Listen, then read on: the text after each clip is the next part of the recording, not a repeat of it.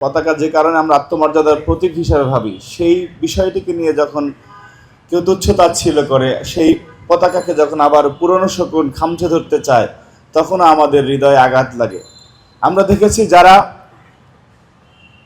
ইতিহাসের বাঁকে বাঁকে বাংলাদেশের বিরোধিতা করেছে, যারা এই স্বাধীন সার্বভৌম দেশে একটি সত্তার পতাকা যাতে আমরা না পাই তার বিরোধিতা করেছে, সেই পুরনো শকুন আবার বাংলাদেশের পতাকাকে আঁকড়ে ধরতে চায়। এ বিষয়ে আমাদেরকে সজাগ থাকতে হবে। এই পতাকার মান, এই পতাকার ইজ্জত আমাদের জাতির ইজ্জতের সাথে জড়িত। আমরা অনেক সময় দেখি যে পতাকার অবমাননা হলে আমরা রাজপথে নেমে পড়ি, প্রতিবাদে ফেটে পড়ি। তো পতাকার যে শারীরিক বাহ্যিক অবয়ব রয়েছে, সেটিকে যখন কেউ অপমান করে তখন আমরা নিজেদেরকে অপমানিত বোধ করি। কিন্তু পতাকার যে অন্তর্নিহিত এবং পতাকার যে আরেকটি, বাংলাদেশের একমাত্র স্মার্ট সিটি বসুন্ধরা এখন আরো নিরাপদ, আধুনিকতায় আরো এক ধাপ এগিয়ে। আপনার আত্মসম্মানের জায়গাটি রয়েছে, সেটি হচ্ছে পতাকার যে কারণে এসেছে, পতাকা যে কারণে আমরা আত্মমর্যাদার প্রতীক হিসাবে ভাবি, সেই বিষয়টিকে নিয়ে যখন কেউ তুচ্ছ-তাচ্ছিল্য করে, সেই পতাকাকে যখন আবার পুরনো শকুন খামচে ধরতে চায়, তখন আমাদের হৃদয়ে আঘাত লাগে। আমরা দেখেছি যারা ইতিহাসের বাঁকে বাঁকে বাংলাদেশের বিরোধিতা করেছে, যারা এই স্বাধীন সার্বভৌম দেশে একটি সত্তার পতাকা যাতে আমরা না পাই তার বিরোধিতা করেছে, সেই পুরনো শকুন আবার বাংলাদেশের পতাকাকে আঁকড়ে ধরতে চায়। এ বিষয়ে আমাদেরকে সজাগ থাকতে হবে। আর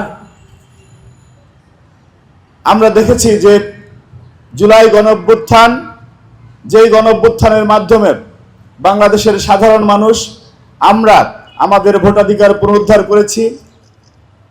সেই জুলাই গণঅভ্যুত্থান ছিল ৭১-এর যেরকমের বাংলাদেশের সাধারণ মানুষ সাম্য, মানবিক মর্যাদা এবং সামাজিক সুবিচারের জন্য সংগ্রাম করেছে, বৈষম্যহীন বাংলাদেশের জন্য যে ৭১-এ যেরকমের যুদ্ধ করেছে, এই মঞ্চেও এই পতাকার সাথে জড়িত এবং এই পতাকাকে সমুন্নত রাখার জন্য যারা যুদ্ধ করেছেন সেরকম ব্যক্তিদ্বয় আছেন।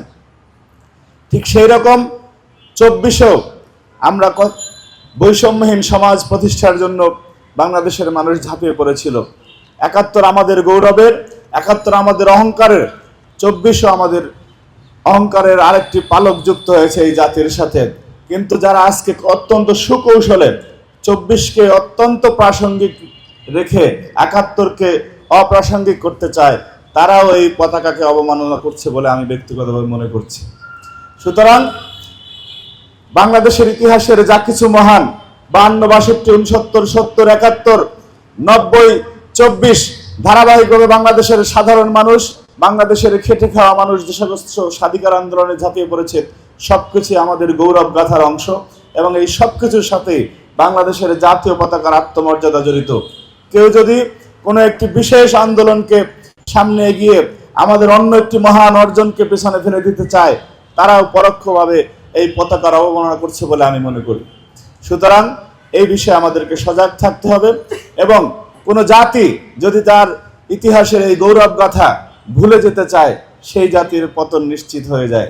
সেই কারণে আমরা আমাদের প্রত্যেকটি স্বাধিকার আন্দোলনকে, আমাদের প্রত্যেকটি গৌরব গাথাকে আমরা ধারণ করে আমরা জাতিসত্তা হিসাবে, এই দেশের নাগরিক হিসাবে, বাংলাদেশি হিসাবে এবং বাংলাদেশি জাতীয়তাবাদী বিশ্বাসী হিসাবে আমরা এগিয়ে যাব এবং কোনো অপশক্তিকে বাংলাদেশে নতুন করে বাংলাদেশের পতাকাকে যাতে খামচে ধরতে না পারে সে বিষয়ে আমরা সজাগ দৃষ্টি রাখবো এবং সেই দৃষ্টি থাকার আহ্বান জানিয়ে আমার বক্তব্য শেষ করছি। সবাইকে ধন্যবাদ।